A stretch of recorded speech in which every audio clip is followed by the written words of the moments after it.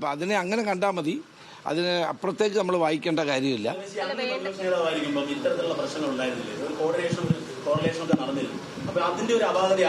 ഒന്നുമല്ല, അത് ഇപ്പോഴും കോർഡിനേഷൻ ഒക്കെ ഉണ്ട്. അതിനൊന്നും ഒരു കുറവുമില്ല.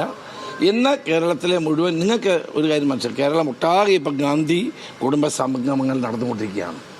പാർട്ടി പഞ്ചായത്ത് തെരഞ്ഞെടുപ്പിന് വേണ്ടി വളരെ സജീവമായി പ്രവർത്തിക്കുകയാണ്. ഇതിനകത്ത് ഒരു കാര്യമാണ്, CPM-ന് ഒരു അജണ്ടയുണ്ട്. ആ CPM-ന്റെ അജണ്ട എന്ന് പറയുന്നത് കോൺഗ്രസിനെ ദുർബലപ്പെടുത്തുക എന്നുള്ളതാണ്. അത് മനസ്സിലാക്കിക്കൊണ്ട് എല്ലാവരും ഒറ്റക്കെട്ടായി നിന്ന് പ്രവർത്തിക്കേണ്ട സാഹചര്യമാണ്. നമ്മൾ അതിന് വേണ്ടിയിട്ടാണ്. കാരണം സാധാരണ പ്രവർത്തകന്റെ തെരഞ്ഞെടുപ്പാണ് പഞ്ചായത്ത് തെരഞ്ഞെടുപ്പ് എന്ന് പറയുന്നത്. അവർക്ക് അസംബ്ലിയിലോ പാർലമെന്റിലോ ഒന്നും നിൽക്കാൻ പറ്റില്ല. അവർക്ക് പഞ്ചായത്തിലും ജില്ലാ പഞ്ചായത്തിലും ബ്ലോക്ക് പഞ്ചായത്തിലും ഒക്കെയാണ് ഭൂരിപക്ഷം ആളുകൾക്ക് മത്സരിക്കാൻ കഴിയുന്നത്. എല്ലാവരും ചിന്തിക്കേണ്ട കാര്യമാണ്. ഞാൻ അദ്ദേഹത്തെ മാത്രമല്ല, എല്ലാവരും, ഞാനടക്കം എല്ലാവരും ചിന്തിക്കേണ്ട കാര്യം. അദ്ദേഹത്തിന്റെ ലേഖനത്തോടുകൂടിയാണല്ലോ ഈ ചർച്ചകൾ സജീവമായി വന്നത്. അദ്ദേഹം എഴുതിയ ലേഖനമാണ്, ഒരു പ്രചരണം പോലും. അദ്ദേഹത്തോട് അത് ഞാൻ പറഞ്ഞ അത്തരം കാര്യങ്ങളിൽ വിവാദത്തിൽ ഞാനില്ല. അങ്ങനെ വിവാദം എന്നെ പോലെ ഒരാൾ നടത്തുന്നത് ശരിയാണ്.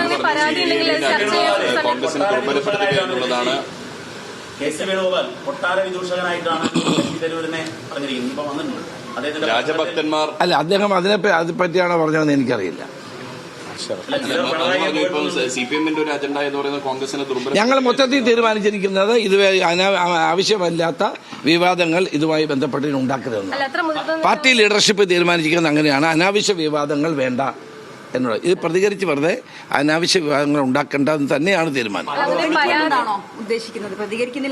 അല്ല, അതിന്റെ ആവശ്യമില്ല. കാരണം രാഹുൽ ഗാന്ധിയെ കണ്ട ശേഷം ശശി തരൂർ ഇത് സംബന്ധിച്ച ഒരു പ്രസ്താവനയും നടത്തിയിട്ടില്ല. അതിൽ നിന്ന് തന്നെ കാര്യങ്ങൾ വ്യക്തമാണ്. അതുകൊണ്ട് ഇന്ന് ആവശ്യം ഈ ജനവിരുദ്ധ സർക്കാരിനെതിരായിട്ടുള്ള മുന്നേറ്റം. ഇപ്പം നിങ്ങൾക്കറിയാമല്ലോ, ആശാ വർക്കർമാർ 15ാമത്തെ ദിവസമാണ് ഇന്ന് സമരം ചെയ്യുന്നത്. കേരളത്തിലൊരു മുഖ്യമന്ത്രി ഉണ്ടോ അവരെ വിളിച്ചൊന്ന് ചർച്ച ചെയ്യാൻ? ഇവിടെ അദ്ദേഹത്തിന് എന്തുകൊണ്ട് ദുരഭിമാനം ഉണ്ടാകുന്നത്? ദുരഭിമാനം ഒഴിഞ്ഞ് ആശാ വർക്കർമാരുമായി സംസാരിച്ച് അവരുടെ പ്രശ്നങ്ങൾ പരിഹരിക്കുകയല്ലേ വേണ്ടത്? കോവിഡ് കാലത്ത് ജീവൻ കയ്യിൽ പിടിച്ചുകൊണ്ട് ജനങ്ങളെ സേവിച്ച ആളുകളാണവർ. അപ്പോൾ അവരുടെ കാര്യത്തിൽ പോലും ഒരാത്മാർത്ഥത കാണിക്കാത്ത ഒരു ജനവിരുദ്ധ ഗവൺമെൻറ്റാണ് ഇവിടെ ഉള്ളത്. അഴിമതിയാണ് ഈ ഗവൺമെൻറ് മുഖമുദ്ര. അങ്ങനെ ഒരു സർക്കാരിനെതിരായിട്ടുള്ള ജനകീയ മുന്നേറ്റം നിലനിൽക്കുമ്പോൾ എല്ലാ കോൺഗ്രസ് പ്രവർത്തകരും UDF പ്രവർത്തകരും ഒരുമിച്ച് പോകുക എന്നുള്ളതാണ് ആവശ്യം.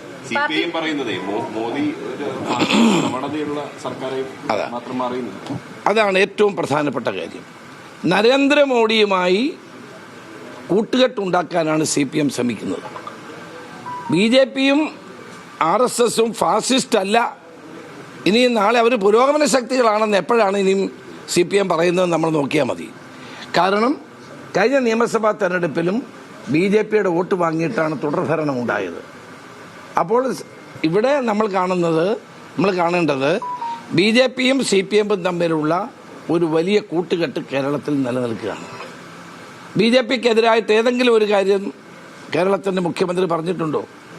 മോഡിക്കെതിരായി എന്തെങ്കിലും വിമർശനം നടത്തിയിട്ടുണ്ടോ? അപ്പോൾ ഇപ്പം പാർട്ടി കോൺഗ്രസിൽ അവതരിപ്പിക്കാൻ പോകുന്ന പ്രമേയത്തിൽ ഇത് പണ്ടേ അഖിലേന്ത്യാ സെക്രട്ടറി ആയിരുന്ന പ്രകാശ് കാരാട്ട് പണ്ടേ പറയുന്ന കാര്യമാണ്.